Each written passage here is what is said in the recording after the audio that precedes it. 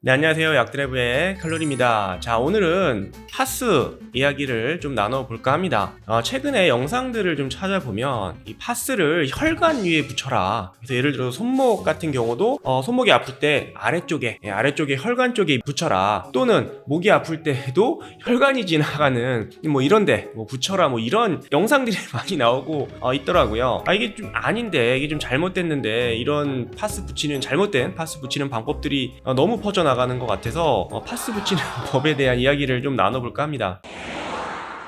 자, 결론적으로 말씀드리면 파스는 그냥 아픈데 아픈 부위에 붙이면 됩니다.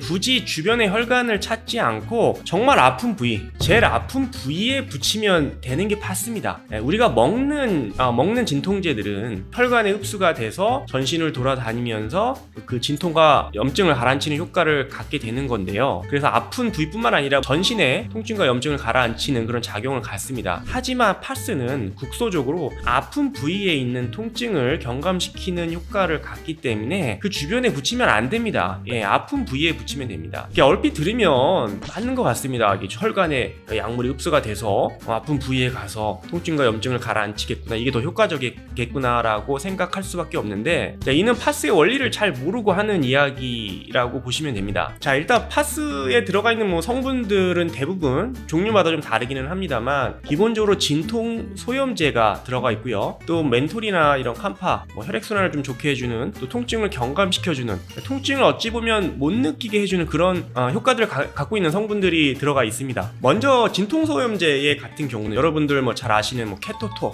케토펜 이런 파스들에는 이제 진통 소염제가 들어가는데요. 예를 들면 케토프로펜, 플루비프로펜, 피록시캄, 디클로펜, 이런 종류의 진통 소염제가 들어갑니다. 우리가 일반적으로 엔세이드라고 이야기를 하는 진통 소염제 약물들인데요. 파스에 들어있는 이런 엔세이드, 진통 소염제는 일반적으로 먹는 진통 소염제로는 사용되지 않습니다. 파스에 들어있는 엔세이드가 먹는 진통 소염제보다 훨씬 강합니다. 그러니까 엔세이드의 어떤 등급으로 봤을 때는 훨씬 강한 진통 소염제에 속하는데요. 그만큼 부작용이 심하기 때문에 먹는 진통 소염제로는 잘 상품화가 되어 있지는 않고요. 파스의 성분으로 사용을 하는 겁니다. 즉, 붙여서 피부를 통해서 그 국소적으로만 진통 효과, 소염 효과를 강하게 갖게 하는 것이고요. 그러니까 우리가 파스를 붙여도 진통 소염제가 혈관으로 우리 몸의 전신에 흡수는 됩니다. 어느 정도는 됩니다만 굉장히 적은 양이 흡수가 되기 때문에 먹었을 때 생기는 부작용이 없죠. 즉, 국소적으로 그 부위에만 강하게 진통 소염 효과를 갖게 되는 겁니다. 그렇기 때문에 아픈 주변에 혈관에 붙일 필요는 없다는 거죠. 붙여서도 안 되고요. 효과가 덜 납니다. 아픈 부위 위에 붙여야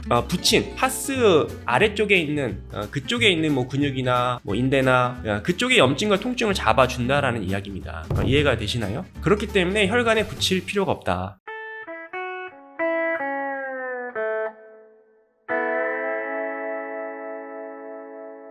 두 번째로 파스의 목적은 통증을 잡는 데 있지만은 한편으로 통증을 못 느끼게 하는 그런 효과가 더 크다고 보시면 됩니다. 즉, 우리가 통증을 느낀다는 것은 이 근육에 연결되어 있는 이제 그 통감들이 있죠. 통증과 관련되어 있는 신경들이 있는데 그 통감을 통해서 뇌로 전달이 되면 그 다음에서야 우리가 통증을 느끼는 겁니다. 즉, 뇌에서 아프다라고 느껴야, 인지를 해야 우리가 통증을 느끼는 거거든요. 그래서 파스에 들어있는 대표적으로 멘톨이나 이런 칸파 같은 그런 성분들은 붙임으로써 통증을 못 느끼게, 뇌에서 통증을 못 느끼게 하는 그런 기능들도 갖고 있다라는 것이죠. 자, 우리가 운동할 때 테이핑 많이 합니다. 그렇죠? 테이핑에는 통증이랑 염증 이런 약물이 들어가 있지 않습니다. 단지 붙이는 것만으로도 통증이 경감이 되죠. 그래서 파스는 이 테이핑의 어떤 통증 경감 효과와도 비슷한 그런 기전을 좀 갖고 있다라고 보시면 됩니다. 그러니까 붙이는 것만으로도 사실 통증이 좀 가라앉고요. 또 거기에 어떤 약물들이 들어감으로써 통증을 더 못 느끼게 하는 거죠. 그래서 전문가분들께서는 아프다고 해서 무조건 파스 붙이지 말아라 라고 이야기를 합니다. 왜냐면은 파스를 붙임으로써 통증을 못 느끼게 하는 거지 근본적인 치료가 안 될 수도 있기 때문에 아프면 정확하게 진단을 받고 치료를 해야지, 즉 약물 치료, 그러니까 먹어서 하는 약물 치료를 해야지 된다는 겁니다. 붙여서 단지 통증을 못 느낀다고 해서 난 게 아닌데 계속 붙이다가 병을 더 키울 수도 있다라는 이야기거든요. 이해가 가시나요? 자, 그래서 오늘은 파스 이야기를 좀 해봤습니다. 자, 우리가 다쳤을 때 또는 뭐 어떤 관절염이 있거나 할 때 파스를 굉장히 많이 붙이는데요. 파스는 이 보조적인 수단으로 생각하셔야 됩니다. 근본적인 주치료제가 아니라고 보셔야 됩니다. 우리가 먹는 약물이 근본적인 통증과 염증을 가라앉혀주고 또 치료제로서 사용이 되는 주치료제고요. 파스는 보조적으로 사용을 하셔야지 되지, 뭐 아프다고 해서, 통증이 있다고 해서, 다쳤다고 해서 무조건 파스로 치료를 하시려고 하면은 안 됩니다. 물론 뭐 경미하거나 살짝 다쳤을 때에는 파스로만으로도 치료가 되기도 합니다만, 뭐 만성 통증이라든지 뭐 심한 통증과 염증이 생겼을 때에는 파스로만 치료를 하시면 안 된다는 거죠. 그래서 파스의 어떤 효과를 너무 과대평가하실 필요는 없고요. 파스는 아픈 부위에 통증과 염증을 가라앉혀주는 효과, 그리고 통증을 못 느끼게 하는 그런 효과들을 갖고 있다라고 보시면 되겠고요. 그것이 파스의 목적입니다. 그래서 오늘은 이런 내용들을 좀 바로잡고자 파스의 어떤 원리, 어떻게 붙이는지 좀 설명해드리는 시간을 가져봤고요. 결론적으로 여러분들 파스는 아픈데, 다친 부위에, 제일 아픈 부위에 붙이시면 되겠습니다. 감사합니다.